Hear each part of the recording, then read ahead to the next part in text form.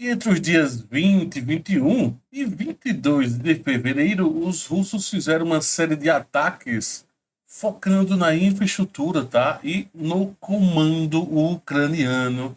É isso que nós vamos ver agora em detalhes. O que está acontecendo? E que alguns bombardeios que sempre eu estou trazendo aqui, olha, houve um bombardeio, provavelmente foi logístico, não, vai chegando as informações pela metade. Dessa vez os russos trouxeram detalhes, o que é que foi o alvo, qual foi o objetivo real.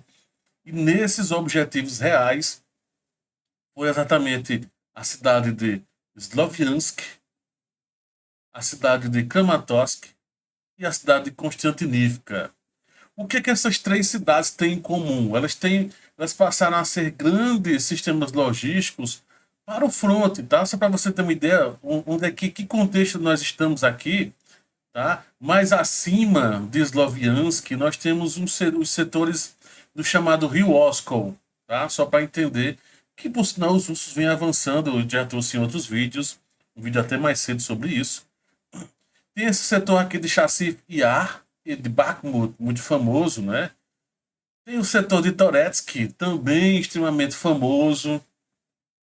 E até recentemente acreditava-se, e tinha realmente de fato, Konstantinivka estava abastecendo Pokrovsk, Mirnorad. Este setor aqui, que os russos, por sinal, vêm fazendo todo um trabalho de ataque aqui nesse setor e bombardeando muito, não só o percurso, né? Não só o percurso daqui, como a própria cidade de Konstantinivka. E então aí saiu no Top War notícia, eu gosto sempre de estar acompanhando esse site, e no Top War, na primeira notícia ele fala o seguinte, detalhe, já está traduzido do russo para o português, só para deixar bem claro, né? Que evidentemente, se você for se eu mostrar aqui no original, acho que tem nem como eu mostrar aqui que já está traduzido automático, enfim. Mas é em russo, tá? Forças Armadas Russas destroem posto de comando subterrâneo. Essa foi a grande questão de diferença, tá? Um posto de comando subterrâneo junto com depósito de suprimentos junto. Então causou uma explosão forte. E que bomba é essa? Por que colocaram a imagem dessa bomba? Porque provavelmente essas são as bombas que os russos estão utilizando e está funcionando muito bem, que são as chamadas FAB, né? FAB. Essa especificamente, provavelmente, pelo tamanho dela, é uma FAB 500. Mas o que os russos utilizaram lá, nesse ataque, não dá para saber exatamente se foi uma FAB 500 a 1000 a 1500, ou seja, de uma tonelada. Pelo tipo de ataque, deve ter sido uma muito grande. Né? E aí, então, na matéria, ela fala que os militares russos atacaram esse posto subterrâneo no trecho Sloviansk, né? Deixar bem claro onde é. Então, lá em cima, ao norte, em Sloviansk. Essa instalação era normalmente utilizada para coordenar ações e controlar tudo que estava acontecendo naquele setor, tanto nesse setor mais de forma direta aqui, ó, mais para cá, como mais ao nordeste, tá? O que está acontecendo mais a nordeste. Outro fato interessante a se observar é que já ocorreu agora dia 20 ataques também a Kramatorsk. Mas especificamente esse em Sloviansk atingiu então um centro de comando, tá?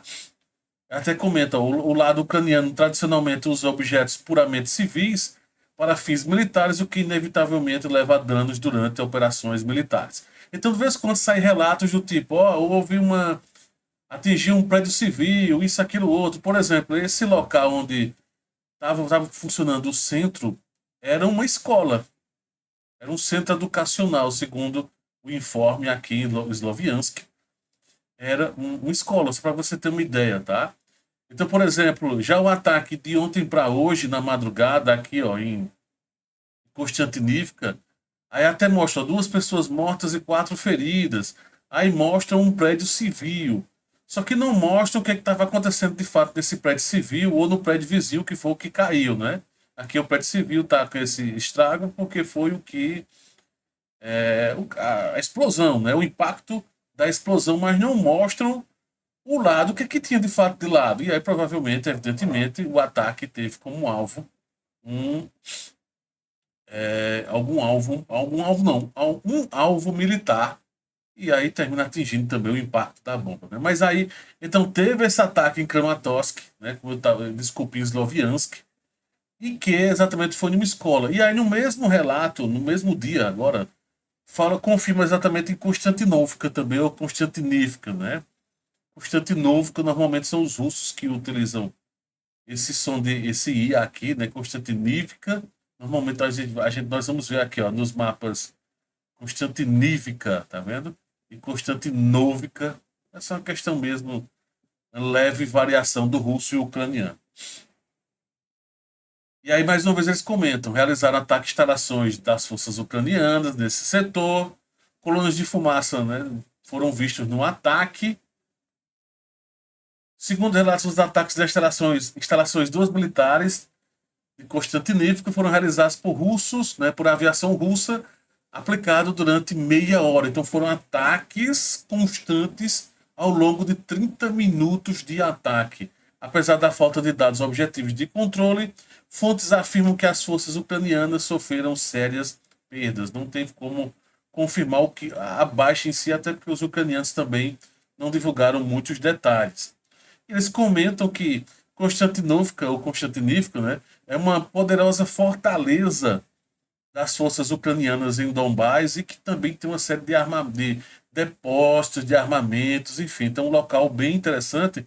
E até comenta que Konstantinivka é basicamente quem controla, é parte do eixo de controle, junto com Sloviansk e Kramatorsk, né, e que fazia tudo que estava acontecendo em Dzerzhinsk, ou Toretsk, como nós chamamos, né? Dzerzhinsk é o nome anterior, né, para o setor aqui de Dzerzhinsk, que agora é chamado pelos ucranianos de Toretsk.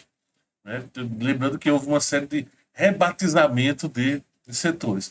Por isso que esse setor aqui, ó, especificamente esse setor, que teoricamente seria do eixo Pokrovsk, dá a entender claramente que os russos estão fazendo esse movimento aqui, tá? Lógico que para poder fechar definitivamente esse bolsão, cadê? Esse bolsão aqui menor e até o bolsão maior mesmo, né? Todo esse setor aqui de controle, querem controlar tudo isso, mas Konstantinivka é quem está fazendo o papel de abastecer com tropas, com equipamentos e até o controle mesmo. Existe um subcomando aqui, e aí esses ataques terminam destruindo esses subcomandos que, como eu falei, ficam em escolas, hospitais, em prédios civis, tá? E aí, então, esse ataque duplo em todo esse setor, né, vem num momento curioso, tá? Não foi informado exatamente onde Gerasimov, né, esteve presente, só faz dizer que o Gerasimov esteve nesse setor aqui, provavelmente foi em Bakhmut, eu suponho que foi, ou em Luhansk, ou em Bakhmut. Ele veio de helicóptero até um, um daqueles helicópteros KH, eu não lembro agora qual é a referência exata do helicóptero, estava escoltando ele, aterrissou, conversou com alguns generais, com alguma série de informações e tiveram analisando o fronte e foram dadas algumas ordens. E coincidiu exatamente com essas novas explosões que tinham ocorrido, dando a entender que talvez Gerasimov veio lá do seu comando, né?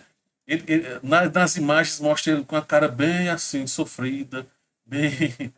Chega a ser interessante, enfim, tirando o rosto dele de lado. E aí, resumindo, dá-se a entender claramente que os russos vão buscar desarticular todo esse centro logístico aqui, ó. Sloviansk, Kramatorsk e Konstantinivka. Tá? Este setor aqui. Então, esses três setores, Konstantinivka, na verdade aqui é um só, né? Sloviansk e Kramatorsk termina sendo um só. Porque exatamente para controlar, lembrando que os russos vêm fazendo avanços significativos aqui neste setor e principalmente a nordeste de Sloviansk, que é o setor de Rio. Eu trouxe até em vídeos anteriores. Foi formada uma cabeça de ponta aqui, rapidinho para mostrar para você. Uma cabeça de ponta aqui nesse setor, outra cabeça de ponta aqui nesse setor. e os russos estão conseguindo avançar pelo rio. Aqui é o rio Oskil, tá? Rio bem difícil de atravessar. E os russos estão conseguindo atravessar. Um dos locais de travessia tem sido esse setor e esse avanço aqui. É proposital para proteger o pessoal que está avançando aqui, nesse setor, por exemplo, tá? Teve até mais acima um ataque russo, tá? Teve uma presença russa lá em cima, aqui. Eu nem noticiei isso aqui. Em Tópoli, os russos avançaram de novo desse setor na divisa. Aqui é território russo, aqui é o lado ucraniano, e aqui é o rio Oskil, que nasce lá na Rússia, tá? Então houve um novo avanço russo aqui em Tópoli. Só outra informação. Então, este setor aqui, mais ao norte, está ocorrendo uma movimentação bem interessante no fronte, que por sinal é um local de transição, né?